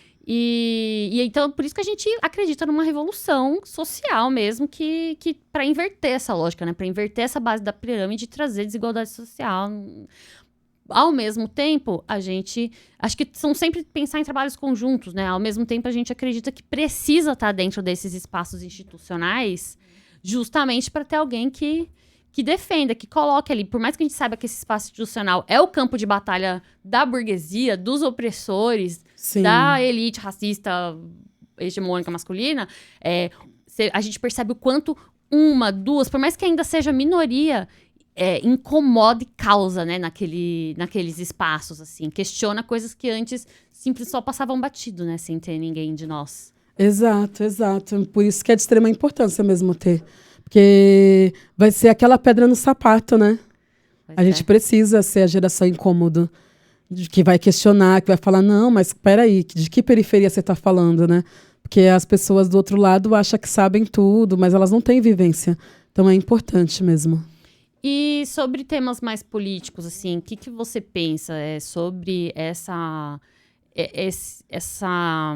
Se fala de um movimento negro desses últimos anos, assim, que foi muito combativo, conseguiu muitas conquistas para a população negra, mas que também uma parte dele acabou sendo muito capturada, né?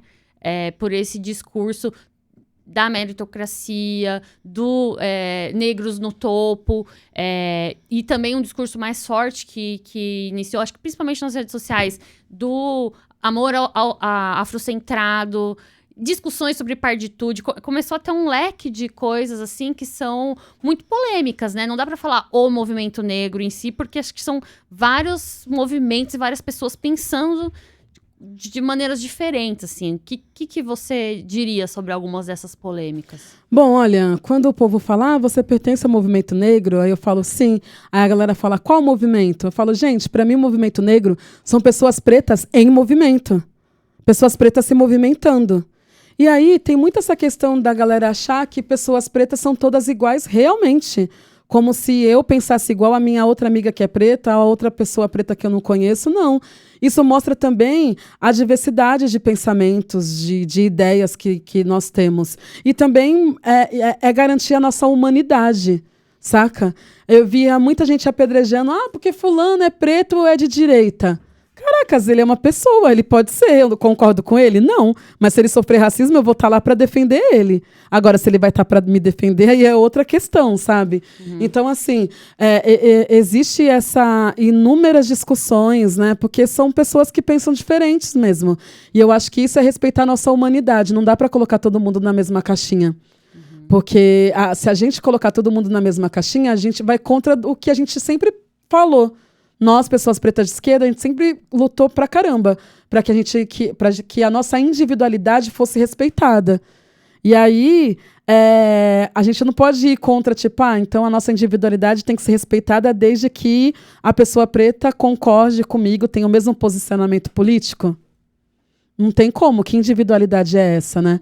Então, eu penso que seja isso. E aí surgem vários temas, várias discussões, porque são anos de retrocesso, tem muita coisa ainda para ser discutida, sabe? Eu acho que no caminho que a gente está seguindo, vai aparecendo várias pautas. E tem pautas essas que eu ainda desconheço, que você desconhece, que outras pessoas desconhecem, porque vai aparecer. Que acho que é importante. Uma pauta que eu estou gostando muito, inclusive hoje eu encontrei na academia com o seu Renato Nogueira, né, que é um grande pensador que fala muito sobre a questão do amor. Um homem negro falando, ele pesquisa muito sobre relações, sobre esse amor afrocentrado, algo que antes era mencionado, era falado, mas não tinha essa leveza, não vou nem falar leveza, mas não tinha essa forma mais didática de falar sobre isso, né? Tipo, Bell Hooks já falava, outras pensadoras já falavam, mas, por exemplo, se eu desse algumas dessas escritas para o meu pai, né? Meu filtro sempre é. Meu pai, minhas tias, elas talvez não entenderiam. Se eu coloco um vídeo para o meu pai do Renato Nogueira falando sobre masculinidade negra e falando sobre relacionamento afrocentrado, meu pai vai entender, porque ele tem uma didática diferente. Então isso é mágico, isso é mega importante. Anos atrás a gente não tinha acesso a esses tipos de informação. Tinha acesso à pessoa negra, preta, que conseguia ingressar na universidade, né? Então eu acho que é importante. E aí é claro que existem várias políticas também de separar nosso povo, né? Imagina que o Brasil, autodeclarados, são quase 58% da população é preta, né? Isso das pessoas que se autodeclaram. Fora as pessoas que são pretas e não sabem. Porque a política do embranquecimento foi algo mega lucrativo que deu certo, né? Queriam muito que esse país fosse branco, mais alvo que a neve. E aí muitas pessoas não sabem que são pessoas pretas, né? Por isso que às vezes rola vários vídeos na internet dessa galera que entrevista na rua, a pessoa falando, eu nunca sofri racismo. Não, mas porque minha mãe porque minha mãe é negra, eu não sou. Então tem essas confusões raciais aqui, né? Esses conflitos, essa questão do pardo, da pagitude, para mim, são políticas querendo separar as pessoas mesmo. Sendo que tá aí, né? Teve a classificação no IBGE, imagina. Imagina, antes da década de 60, no IBGE, quando estava escrito cor, era um tracinho. Não tinha classificação. E aí o tracinho a galera colocava o quê? Mais para lá do que para cá, escurinho da cor da noite, cor de bombom, cor de leite. Mas eu não sabia desse dado. As pessoas escreviam o que elas achavam porque não falavam uma cor. Aí depois que o IBGE coloca a classificação preto, branco e tudo mais. Então, é importante. E aí, quando a gente fala de pessoas negras, estamos englobando as pessoas pretas e pardas, né? E aí acaba surgindo várias discussões, enfim, mas eu acho que é isso. Respeitar a individualidade da pessoa preta é você respeitar até o posicionamento político que seja o contrário, porque aí nós estaremos humanizando e batendo na tecla de que sim, não somos iguais. Eu não sou igual ao Fernando Holliday. Tipo, não tenho o mesmo pensamento que ele. A gente tem a cor parecida, cor igual, de tonalidade, sei lá. Somos duas pessoas negras, mas eu não penso igual a ele. Só que é isso, estamos humanizando pessoas pretas. Tipo, é triste, não é? Aí cada um vai ver. Ai, nossa, é triste, né? Ter pessoas pretas da direita. Eu pra caramba. Também concordo, mas elas existem. E aí não somos todos iguais. E aí a gente tá aqui pra tentar desconstruir isso, né? Pra mostrar falar que... porque é muito louco isso. Porque assim, ninguém questiona quando os brancos de esquerda. Ninguém questiona. Tipo assim, tem branco na direita. Porque quando fala de direita, sempre, pensar as pessoas brancas. Então, da esquerda, seria só pessoas negras e indígenas? Não, temos várias pessoas brancas na esquerda. E algumas da esquerda são minhas aliadas, nem todas. São aliadas. Sim. E aí, por que ninguém questiona? Agora, se tem uma pessoa preta na direita, a pessoa questiona. Sei lá. Eu acho que também é uma questão de humanizar. Não que eu concorde com essa galera, gente, que eu não concordo nem um pouco. Mas é aquela tecla de que realmente não somos todos iguais. Sim. Ai, demais. E aí, para finalizar, a última pergunta, simbólica. Se eu pudesse tocar uma música hoje sua, que pra alguém que nunca viu o seu trabalho, qual a música que você fala, escuta essa música para conhecer um pouco mais do meu trabalho e por quê? Ai, que difícil, veio duas. Mas acho que para conhecer um pouco mais do meu trabalho, principalmente como historiadora, essa música que eu escrevi, eu ainda não era historiadora, ainda não tinha acessado a universidade. É Falsa Abolição, que conta o processo da escravidão no Brasil, né? A primeira parte eu conto antes do 13 de maio de 1888, como eram as pessoas e como viviam as pessoas pretas, quais foram as leis que antecederam a Lei Áurea, né, a Lei de Sexagenário. É incrível essa música. Muitas pessoas não sabiam o que era a Lei de Sexagenário. Eu saí do ensino médio sem saber. E aí eu quis colocar na letra de rap a Lei do Ventre Livre também. E aí depois do refrão, já o dia 14 de maio, que a gente achou que ia ser... né, tranquilo, 14 de maio de 1888, que aí bate a neurose de falar, caraca, somos livres, mas livre para ir para onde? Livre para viver como? Livre para comer como? E aí dá aquela sensação de que você quer voltar a ser escravizado, porque pelo menos você tinha, sei lá, uma comida, lavagem, comida estragada, um lugar para dormir. Então, eu falaria para as pessoas escutarem Falsa Abolição. Demais. Essa música é incrível, realmente, escutem. E é isso, né? Agradeço demais a sua participação. Acho que a gente teve uma conversa muito boa. Tá convidada para voltar quantas vezes quiser. Quando for lançar o próximo livro, por favor, nos avise. Volte aqui para falar sobre ele. Foi um prazer imenso conversar com vocês, ver a sua beleza, inteligência e eloquência, né? Fala muito bem. É uma grande comunicadora, assim, fico muito feliz e desejo todo sucesso e que cada vez você seja mais conhecida artisticamente, politicamente e possa influenciar as gerações e gerações, assim. Poxa, Mana, eu quero muito agradecer a possibilidade de estar aqui trocando essa ideia, relembrando momentos da minha vida também, falando dos meus pensamentos atuais, né? Essa questão mais acalorada politicamente. Mas fiquei muito feliz com o espaço e vida longa para esse programa tão importante, né? Que eu acho que faz parte. Acho não que achismo não é ciência. Eu penso que seja importante para a construção política do Brasil de uma forma mais prazerosa ali, né? De uma forma entre linhas mesmo, para as pessoas se aventurarem e conhecerem, entender esse universo que faz parte da nossa vida. Então, vida longa para o seu programa também, que é massa. Fiquei mega à vontade aqui com você e toda a sua equipe. Ai, obrigada demais. Então é isso, pessoal. Esse foi mais um Entre Linhas com a Preta Rara. E eu espero que vocês curtam, compartilhem com as pessoas que gostam de rap, que gostam de história, que são de esquerda, que não são de esquerda, que não concordam, mas podem aprender alguma coisa aqui. E acompanhem também o trabalho da Preta nas redes sociais, enfim, na indústria audiofônica. Só colocar Preta Rara Oficial, YouTube, Instagram, Spotify, por aí vai. Onde ela estiver fazendo show, palestra, lançamento de livro, pode colar que a gente tem certeza que o conteúdo vai ser muito bom, engajado. É incrível. Então, muito obrigada, pessoal. Esse foi mais um Entre Linhas.